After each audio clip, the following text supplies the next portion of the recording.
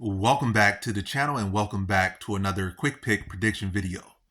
In this video, I'll be predicting the bantamweight bout between Merab Dvalishvili versus Henry Cejudo.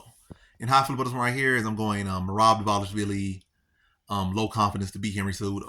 And this is a tough matchup. You know, Henry Cejudo might be smaller. He might be 37 and whatnot. He might kind of be looking on his weight, one foot out the door. But this could definitely end up being one of those matches where styles make fights. Yes, Dvalishvili might have more wrestling cardio, more this, that, but pure wrestling, you know, not MMA wrestling, Cejudo's clearly on a different level, clearly much different level skill, Olympic gold medalist.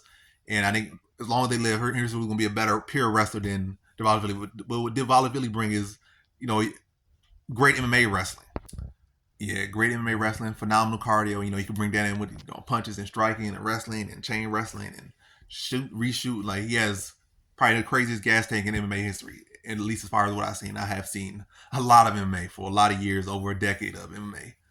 Probably 2 decades now at this point. But yeah, so he has phenomenal cardio.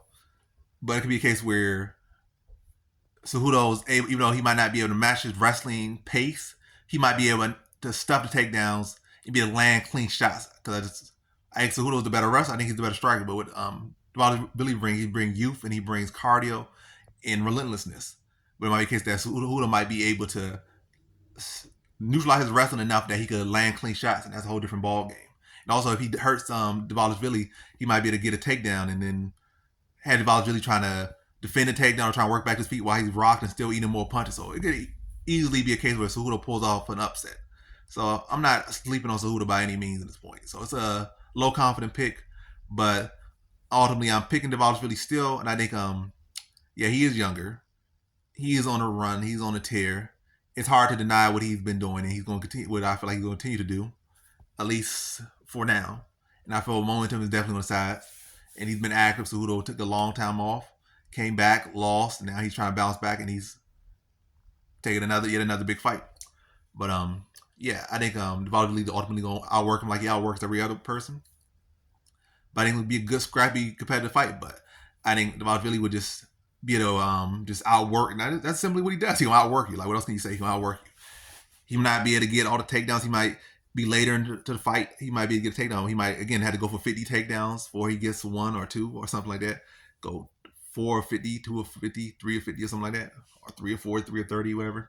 But he's going to be going for the takedowns. That's going to take time off the clock and make Cejudo have to work. He'll be landing clean strikes on the feet as well. It might not be the most pretty, most polished thing as far as his striking and all his wrestling, but what he's going to do is he's going to give you effort, he's going to give you intensity, he's going to give you consistency, he's going to be throwing, he's going to be going for takedowns, he's going to be throwing those punches and kicks and knees.